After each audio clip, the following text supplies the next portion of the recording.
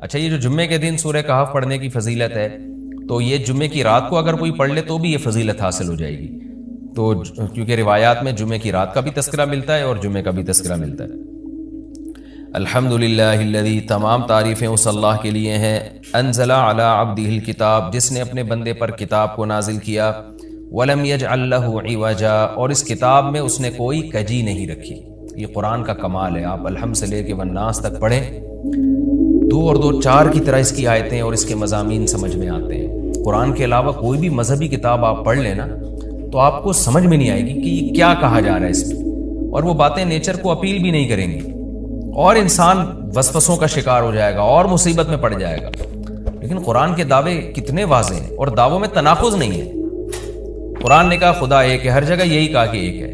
محمد صلی اللہ علیہ وسلم کو کہا کہ نبی ہیں، بشر ہیں، بشر ہیں، نبی ہیں، تو بشریت کو ثابت کیا قرآن نے۔ جہاں نبی صلی اللہ علیہ وسلم سے اوٹ پٹانگ معجزوں کا مطالبہ کیا گیا تو بتا دیا گیا میں بشر ہوں۔ ایک ہی دعویٰ رہا ہے مسلسل شروع سے آخر تک، اور آخری نبی ہونے کا جب دعویٰ کیا گیا تو آخری ہی، یہ نہیں کہ پھر قرآن میں اشارے دے دیے ہوں کہ کوئی اور نبی بھی آئے گا۔ تو تناقض نہیں ہے قرآن میں، نماز کو فرض کیا تو نماز فرض ہے۔ تو یہ جتنے مضامین، پھر اخلاقیات کی جو تعلیم دی وہ تعلیم سیم ہے۔ تو یہ ہے کہ عوج نہیں ہے، بالکل نیچر کو اپیل کرنے والی 2 اور 2 4 کی طرح صاف ستھری باتیں ہیں قرآن مجید میں۔ یہ خود قرآن کا ایک بہت بڑا معجزہ ہے۔ آپ کبھی بھی کسی جھوٹے آدمی کو جب سنیں گے نا، اس کی باتوں میں ٹکراؤ بہت ہوگا۔ میں ایک دفعہ تحقیق کر رہا تھا، یہ منکرین حدیث جو ہیں جنہوں نے کہا، دعویٰ کیا کہ حدیث حجت نہیں ہے، تو ہمارے شیخ حضرت مفتی رشید احمد صاحب رحمہ اللہ تعالی نے اصل الفتاویٰ کی 2 جلد میں ان کے خلاف بہت کچھ لکھا ہے۔ تو اس میں ایک بڑی دلچسپ بات یہ تھی کہ جب یہ منکرین حدیث کا جو بانی ہے نا، پرویز نام تھا اس کا، پورا نام اس وقت ذہن میں نہیں ہے، تو اس کی کتابوں سے حضرت نے تناقض نکالا۔ مفتی رشید احمد صاحب رحمۃ اللہ علیہ نے تناقض کیا نکالا؟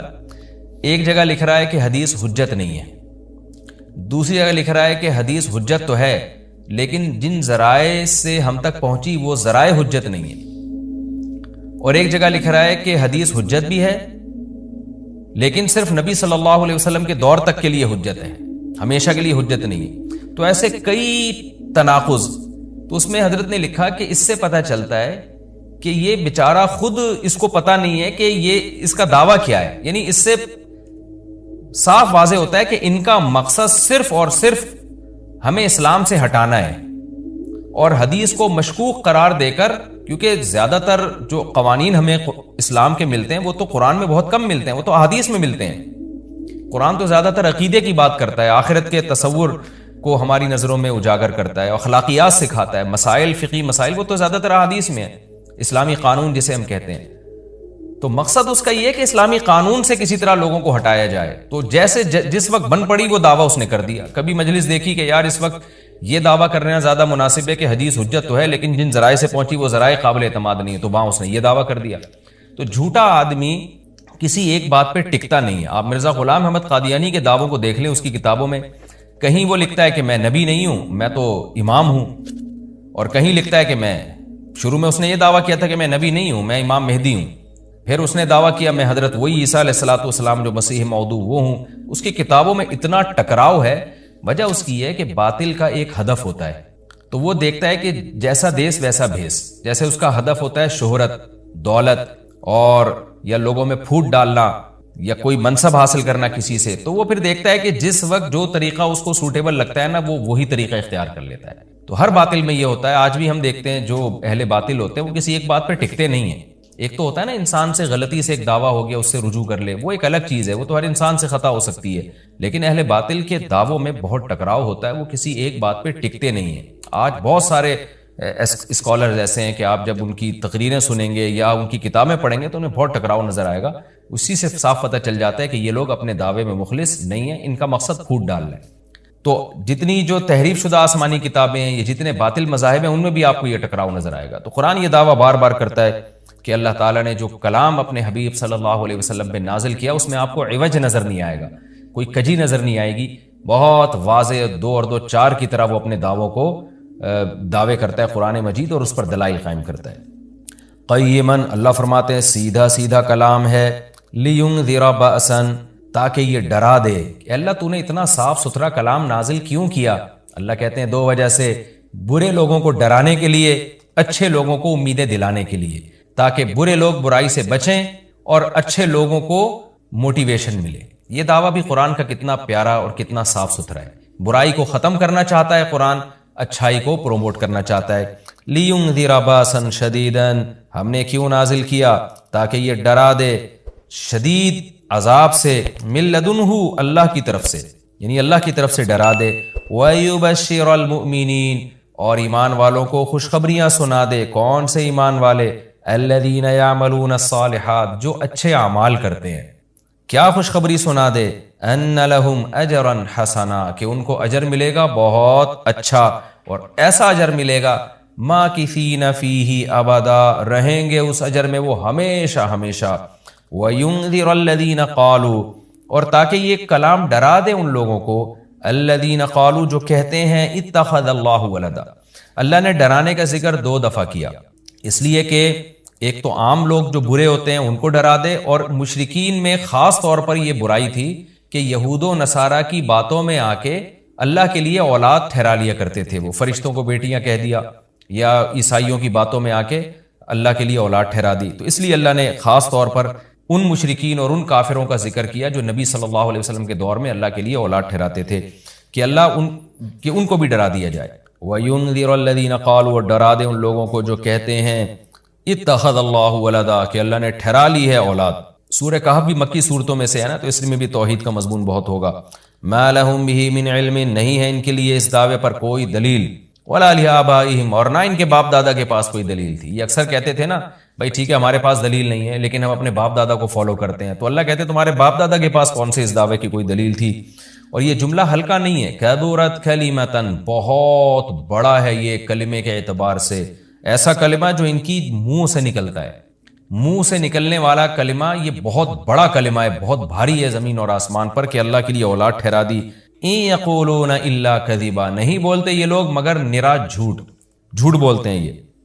فلعلک باخع نفسک علی آثارہم، اللہ تعالیٰ اپنے حبیب صلی اللہ علیہ وسلم کو تسلی دے رہے ہیں کہ اتنا سری جھوٹ بولتے ہیں اور آپ کی دعوت اتنی واضح ہے پھر بھی ایمان نہیں لاتے، تو اے نبی کہیں ایسا نہ ہو کہ آپ غم میں اپنی جان ہی نہ ہلاک کر بیٹھیں، کیونکہ رسول اللہ صلی اللہ علیہ وسلم کا دل بہت گھٹتا تھا کہ اتنی واضح بات میں کر رہا ہوں، اتنا میرے دعوے میں اتنی کلیئرٹی ہے، اس کے باوجود یہ مانتے کیوں نہیں ہیں؟ تو غم سے آپ کا سینہ گھٹتا تھا، تو اللہ نے آپ کو بتایا کہ یہ آپ کی حالت یہ ہو گئی ہے شاید کہ آپ اپنی جان ہی ہلاک کر بیٹھیں۔ دیکھیں اللہ کا شاید یہ ہماری زبان میں اللہ ہم سے بات کرتے ہیں نا، ورنہ اللہ کے لیے تو شاید نہیں، اللہ کے لیے جو چیز ہوتی ہے یقینی ہوتی ہے۔ تو یہاں شاید کا مطلب کیا ہوگا کہ کوئی بھی دیکھنے والا آپ کی کنڈیشن کو دیکھے نا اس وقت، تو وہ کہے گا کہ آپ کی موت نہ واقع ہو جائے، اتنا غم ہے آپ کو۔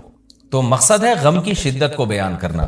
تو اللہ فرماتے ہیں شاید کہ آپ اپنی جان ہی ہلاک کر بیٹھیں ان کے پیچھے، یعنی ان کے غم میں، اگر یہ لوگ اس قرآن پر ایمان نہ لے کر آئے، اسفا، افسوس اور غم میں آپ کی جان ہی کہیں آپ ہلاک نہ کر بیٹھیں۔ پھر آگے اللہ بتا رہے ہیں کہ یہ ایمان کیوں نہیں لے کر آتے۔ آپ غم نہ کریں، آپ کی دعوت میں کوئی کمی نہیں، آپ کے دلائل میں کوئی کمی نہیں، ایمان نہ لانے کی وجہ ہم بتاتے ہیں کیا ہے۔ کچھ لوگ لائیں گے، کچھ نہیں لے کر آئیں گے، وجہ کیا ہے وہ ہم بتا رہے ہیں اگلی آیت میں۔ انا جعلنا ما علی الارض، ہم نے بنایا ہے ہر اس چیز کو جو زمین کے اوپر ہے، زینت اللہ، زمین کے لیے یعنی زمین والوں کے لیے زینت، اٹریکٹیو بنایا ہم نے۔ زمین اجڑی ہوئی ہوتی، کسی کا دل ہی نہ لگتا زمین میں، تو سارے آخرت ہی کی فکر میں لگ جاتے، لیکن زمین میں اٹریکشن ایسی پیدا کر دی ہے کہ یہ اللہ سے غافل کرتی ہے، حق سے دور کرتی ہے۔ ہر آدمی اس زمین کی زینت کو حاصل کرنے کی کوشش کرتا ہے۔ زینت وہ چیز ما یتزین، جو مزین ہوتی ہے اور جس کی طرف انسان کی اٹریکشن ہوتی ہے، چاہے حقیقت میں وہ اٹریکشن کے قابل ہو یا نہ ہو۔ جیسے گندگی کا ڈھیر ہے، اٹریکشن نہیں ہوتی، لیکن آپ نے اس کے اوپر ایک خوبصورت ململ کا کپڑا ڈال کے خوشبو چھڑک دی تو اب وہ دیکھنے میں بھلی لگنے لگے گی۔ تو جو چیز دیکھنے میں بھلی لگتی ہے اس کو مزین کہا جاتا ہے، چاہے حقیقت میں ہو یا نہ ہو۔ تو اللہ نے کہا کہ ہم حقیقت میں زمین اچھی ہے یا نہیں ہے یہ لوگ اس کو نہیں دیکھتے، بس اٹریکٹیو ہے اس کو دیکھتے ہیں کہ اس کا یہ اٹریکٹ کرتی ہے اپنی طرف۔ حقیقت میں دیکھا جائے تو مسافر خانہ ہے نا، کتنی بھی مل جائے تو ختم ہونے والی ہے، تو فنا ہونے والی چیزوں سے کون دل بہلاتا ہے، لیکن اللہ بتا رہے کہ ہم نے چونکہ اس کو مزین کر دیا ہے تو اس مزین ہونے کا نتیجہ یہ ہے کہ کچھ لوگ اس میں پڑھ کے اللہ کو بھول جاتے ہیں اور کچھ اس کی حقیقت کو دیکھ کر اللہ کو یاد رکھتے ہیں. تو آزمائش جبھی ممکن ہے جب اس زمین کو اٹریکٹیو بنایا جائے. آگے اس لیے اللہ نے فرمایا کہ ہم نے بنایا ہے جو کچھ اس زمین کے اوپر ہے زینت اللہ، زمین کے لیے مزین. کیوں بنایا ہے؟ لنبلوہم، تاکہ ہم لوگوں کو آزمائیں، ایہم احسن عملا، کہ ان میں عمل کے لحاظ سے زیادہ اچھا کون ہے. اگر زمین کو مزین نہ بنایا جاتا تو سارے عمل کے لحاظ سے بہت اچھے ہو جاتے، کیونکہ قربانی نہ دینی پڑتی. اب اس مزین زمین کی بہت سی چیزوں کو چھوڑنا پڑتا ہے. نماز کے وقت دکان چھوڑنی پڑتی ہے، اور صدقات و خیرات کے وقت مال کی قربانی دینی پڑتی ہے، اور جو شریعت کے جتنے بھی احکام ہیں تو جاہ کی قربانی دینی پڑتی ہے، منصب کی قربانی دینی پڑتی ہے. تو اللہ کہتے ہیں ہم نے چونکہ مزین بنا دیا تاکہ ہم لوگوں کو آزمائیں. تو ظاہر ہے جب آزمائش ہوتی ہے تو اے نبی کچھ لوگ کامیاب ہوتے ہیں اور کچھ لوگ ناکام ہوتے ہیں. تو آپ چاہتے ہیں کہ ساری دنیا ایمان لے آئے، سارے نیک بن جائیں، یہ آپ کی چاہت پوری نہیں ہو سکتی، کیونکہ امتحان میں 100% لوگ کامیاب عام طور پر نہیں ہوا کرتے. وَإِنَّا لَجَاعِلُونَ مَا عَلَيْهَا صَعِيدًا جُرُوزًا، اور یاد رکھو جو کچھ زمین کے اوپر ہے ہم اس کو بنانے والے چٹیل میدان. یعنی اللہ نے جب یہ کہا نا کہ زمین کے اوپر کی چیزوں کو ہم نے مزین کر دیا، تو آگے نافرمانوں کو ایک دھمکی بھی دے دی ہے کہ تم جو اس میں پڑھ کر ایمان سے اور نیک عمل سے غافل ہو رہے ہو کہ بھئی اتنی اٹریکشن ہے، تو اس کا ایک دوسرا پہلو بھی ہے. وہ پہلو کیا ہے؟ چٹیل میدان بن جائے گی، سب تباہ و برباد ہو جائے گا. یعنی ایگزامینیشن ہال میں جب جو نعمتیں آپ کو دی جاتی ہیں وہ ہمیشہ کے لیے تھوڑی دی جاتی ہیں، وہ تو اس وقت تک کے لیے دی جاتی ہیں جب تک امتحان چل رہا ہے، اس کے بعد وہ لے لی جاتی ہیں واپس. تو اسی طرح اللہ اس زمین کو ختم کر دیں گے، اور تب پوری ترقی، جو انسان کی جتنی بھی ترقی ہے زمین میں اور کائنات میں، ساری زمین بوس ہو کے ختم ہو جائے گی. اور اللہ تعالیٰ جس مقصد کے لیے انسان کو پیدا کیا گیا اس مقصد کے بارے میں انسان سے سوال کریں گے. ام حسبت ان اصحاب الکہف والرقیم، قرآن نے یہ کچھ تمہید بیان کی کہ یہ دنیا آزمائش کے لیے اور سب کچھ ختم ہو جائے گا، جو قرآن کا اصل مقصود ہے. اب قرآن ایک واقعے کی طرف آتا ہے. مشرکین مکہ یہود و نصارہ سے بہت سی چیزیں سنا کرتے تھے، اور یہود آ کے ان کو چپکے چپکے گائیڈ کرتے تھے کہ جس نے نبوت کا دعویٰ کیا ہے نا، تم ان سے یہ سوال پوچھو، تم ان سے یہ سوال پوچھو. پھر یہود دیکھتے تھے کہ ہماری تورات کے مطابق جواب ملتا ہے کہ نہیں ملتا. تو ان کا یعنی خیال یہ تھا کہ محمد صلی اللہ علیہ وسلم جواب نہیں دے پائیں گے تو ہم بتائیں گے دیکھو ہماری تورات میں تو یہ لکھا ہے، اگر یہ اللہ کے نبی ہیں تو یہ تو ہر آسمانی کتاب یہ واقعہ بیان کرتی ہے، تو قرآن کیوں بیان نہیں کر رہا. تو یہودیوں نے آ کے مشرکین مکہ سے کہا، مشرکین مکہ نے نبی صلی اللہ علیہ وسلم سے سوال پوچھا. ان میں 3 سوال تھے. ایک روح سے متعلق جس کا سورہ بنی اسرائیل میں جواب دے دیا گیا، ایک حضرت ذوالقرنین سے متعلق کہ وہ کون سا بادشاہ تھا جس نے پوری دنیا پہ حکومت کی ہے، ان کا تذکرہ اللہ نے قرآن میں بیان کیا، اور ایک اصحاب کہف کے بارے میں.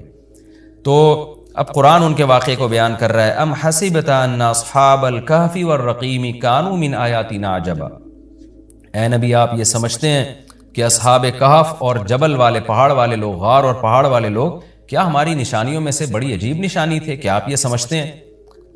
یعنی یا تو اس کا جواب یہ کہ واقعی یہ نشانی تھے، یا یہ کہ یہ اتنی بڑی نشانی نہیں تھے جتنی بڑی اس کائنات کو بنا دینا بڑی نشانی ہے. اذ اول فتیتو، اللہ نے اس واقعے کو بیان کیا، اس وقت کو یاد کرو جب چند نوجوانوں نے ٹھکانہ پکڑا الی الکہف، ایک بڑے غار کی طرف. فقالو، پھر کہنے لگے. اب دیکھیں قرآن جب واقعہ بیان کرتا ہے نا تو سوال تو مشرکین نے اصحاب کہف کا پوچھا تھا. بتا دیا جاتا بھئی ایک زمانے میں اصحاب کہف تھے جو مشرک بادشاہ تھا، جس کے ظلم سے تنگ آ کے وہ علاقہ چھوڑ کے چلے گئے، اور 300 سال غار میں رہے، اور پھر 300 سال کے بعد واپس آئے، اور لوگوں نے پھر بڑی عقیدت کی، محبت کی. بس اتنا کافی تھا. لیکن قرآن واقعہ اس انداز سے بیان کرتا ہے کہ اس میں اسباق ملنا شروع ہو جائے، ہمیں اس میں اسباق ملنا شروع ہو جائیں. اب دیکھیں شروع کیسے کیا جا رہا ہے. کیا تم یہ سمجھتے ہو کہ اصحاب کہف کا واقعہ کوئی عجیب واقعہ ہے؟ یعنی اللہ کے لیے تو کوئی عجیب نہیں ہے. یعنی انسانوں پر گویا اللہ تعجب کر رہے ہیں کہ اس واقعے کو تم عجیب سمجھ رہے ہو، اور اس سے بڑے عجیب عجیب کام جو ہم نے کر دیے، پانی کے قطرے سے انسان کو بنا دیا، اور اتنا بڑا نظام بنا دیا ہم نے کائنات کا، اس کو عجیب نہیں سمجھ رہے. تو یہ انسان کی بھی عقل ہے نا کہ ایک واقعہ عجیب و غریب ہو جائے تو اس پہ حیران ہو رہا ہوتا ہے، اور وہ پوری کائنات بن گئی اور انسان کا پانی سے وجود میں آ جانا، چونکہ یہ ہم اس کے عادی ہو چکے ہیں یہ منظر دیکھنے کے، تو یہ ہمارے نظر میں عجیب نہیں رہا، ورنہ حقیقت میں تو اس سے زیادہ عجیب کام اللہ کر چکا ہے. تو ایک تو سبق اللہ نے ہمیں یہ بتایا اس واقعے میں کہ یہ واقعہ اتنا عجیب نہیں جتنا اللہ کے دوسرے کام زیادہ عجیب ہیں. تو قرآن واقعہ بیان کرتا ہے اس انداز سے تاکہ ہمیں اس سے اسباق ملیں. اذا والفتیۃ الی الکہف، نوجوانوں نے غار میں پناہ لی. فقالوا ربنا، اور کیا کہنے لگے، اے ہمارے رب، آتنا من لدنک رحمہ، تو دے ہمیں اپنی طرف سے رحمت، اور ہیئ لنا من امرنا رشدا، ہمارے معاملے میں کوئی رشد کا انتظام کر دے، یعنی درستگی کا انتظام کر دے. اس میں کیا سبق ملتا ہے کہ جو مشرک بادشاہ تھا، کافر بادشاہ تھا، چند نوجوان اسلام لے کر آئے، اللہ کے برحق دین کو قبول کیا. ان کو یہ یقین تھا کہ ہم اس علاقے میں رہ کر اپنے دین اور مذہب پہ قائم نہیں رہ سکتے، لہذا انہوں نے ارادہ کیا ہم ہجرت کرتے ہیں. تو اب ہجرت کر کے جائیں کہاں؟ تو اللہ سے دعائیں مانگ رہے ہیں. اس سے کیا پتہ چلتا ہے کہ جب آپ کے لیے کسی علاقے میں رہ کر دین پر چلنا ناممکن ہو تو آپ پر لازم ہے کہ آپ اس علاقے کو چھوڑیں. ایک بات. نمبر 2، چھوڑ کر آپ اللہ پہ اعتماد اور توکل کریں کہ جس اللہ نے مجھے یہاں کھلایا وہ کہیں اور بھی کھلا سکتا ہے. نمبر 3، اللہ سے 2 قسم کی دعائیں مانگیں. نمبر 1، اے اللہ تو میرے لیے رحمت کا انتظام کر دے، یعنی اپنا رحم کر تاکہ تیری رحم کی وجہ سے ہمارے لیے معاملات آسان ہو جائیں. نمبر 2، تو ہمیں گائیڈ کر، ہیئ لنا من امرنا رشدا کا مطلب سیدھا راہ دکھا، ہمیں بتا کہ ہم نے جانا کہاں ہے، کس ملک میں اسٹے کرنا ہے، سفر کیسے کرنا ہے. یہ بالکل ایسے ہی ہے جیسے موسیٰ علیہ السلام سے غلطی سے قتل ہو گیا، تو اب مدین سے جب نکلنا تھا، مصر سے جب نکلنا تھا تو راستہ معلوم نہیں تھا. تو وہاں بھی اللہ تعالیٰ سے آپ موسیٰ علیہ السلام نے دعا مانگی کہ وَلَمَّا تَوَجَّهَ تِلْقَاءَ مَدْيَنَ قَالَ عَسَىٰ رَبِّي أَن يَهْدِيَنِي سَوَاءَ السَّبِيلِ، مجھے امید ہے میرا رب مجھے سیدھا راستہ دکھائے گا. تو جب انسان کو راستے معلوم نہ ہو، گائیڈنس نہ مل رہی ہو کہ جانا کہاں ہے، کہاں اسٹے کرنا ہے، تو ایسے موقع پہ اللہ سے سیدھے راستے کی دعا مانگنی چاہیے. تو یہاں بھی انہوں نے دعا مانگی کہ اللہ تو ہمارے لیے رحمت کا انتظام کر دے اور ہمارے لیے ہمیں گائیڈ کر دے کہ ہم نے جانا کہاں ہے، کہاں اسٹے کرنا ہے. تو قرآن کہتا ہے ہم نے ان کی دعا کو قبول کی. فَضَرَبْنَا عَلَىٰ آذَانِهِمْ، رحمت کا انتظام کیسے ہوا کہ ہم نے غار کے اندر، کیونکہ گئے ان کے کتے کو ساتھ لے کر غار کے اندر گئے اور وہاں انہوں نے کہا کہ فی الحال ہم یہاں لوگوں سے چھپ جائیں، کسی طریقے سے پناہ میں آ جائیں، پھر دیکھیں گے جی اٹھ کے ہم نے جانا کہاں ہے. تو قتل کے خوف سے نکلیں اور غار میں جا کے آرام کیا. تو اللہ کہتے ہیں ہم نے ان کے کانوں پہ پردہ ڈال دیا، سلا دیا گہری نیند، سنین عددا، کئی سال تک. ثم بعثناہم، پھر ہم نے ان کو جگایا، لنعلم ای الحزبین، تاکہ ہم دیکھیں، جس کا نتیجہ یہ نکلا کہ ہم یہ دیکھنا چاہتے تھے ان دونوں میں سے کون سا فریق ایسا ہے احصیٰ لما لبثوا امدا، جو مدت کے اعتبار سے زیادہ کاؤنٹ کرنے والا ہے اس مدت کو، لما لبثوا، جس مدت تک یہ لوگ ٹھہرے. یعنی اللہ تعالیٰ بھی گویا ان کو دیکھ کے خوش ہو رہے ہیں کہ دیکھیں ان کے آپس میں تبصرے کیا ہوتے ہیں، کیونکہ کسی کے ساتھ ایسا کبھی نہیں ہوا. تو اب جب یہ اٹھیں گے تو اللہ کی گویا کہ اللہ تعالیٰ بھی ان کی بات کو دیکھ کرنا ایک خوش ہو رہے ہیں ان کو دیکھ کے کہ دیکھو میں یہ باتیں آپس میں کیا کرتے ہیں.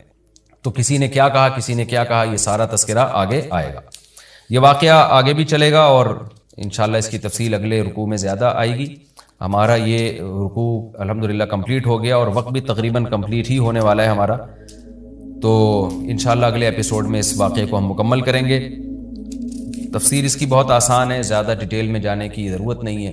اور میں بار بار بتاتا ہوں کہ یہ جو میں تفسیر کے لیکچر ریکارڈ کروا رہا ہوں، اس کا بنیادی مقصد صرف اور صرف یہ ہے کہ جب آپ قرآن مجید کی تلاوت کریں تو آپ کو سمجھ میں آئے کہ آپ کیا پڑھ رہے ہیں، کیا سن رہے ہیں. تلاوت سنیں تو سمجھ میں آئے کہ کیا سن رہے ہیں آپ تراویح میں یا ویسے نارملی جب آپ تلاوت کرتے ہیں.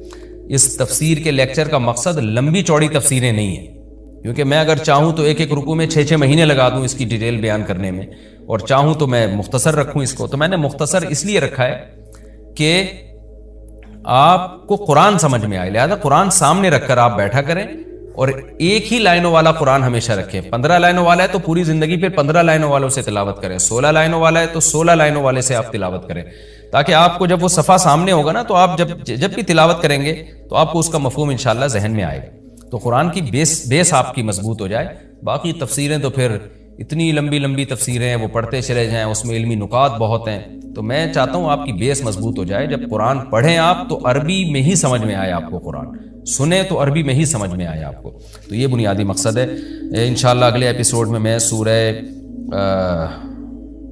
کہف کا دوسرا رکوع اور 15ویں پارے کا انشاءاللہ میں 14واں رکوع شروع کروں گا. اللہ تعالی ہمیں سمجھنے کی، عمل کی توفیق عطا فرمائے. وما علینا الا البلاغ.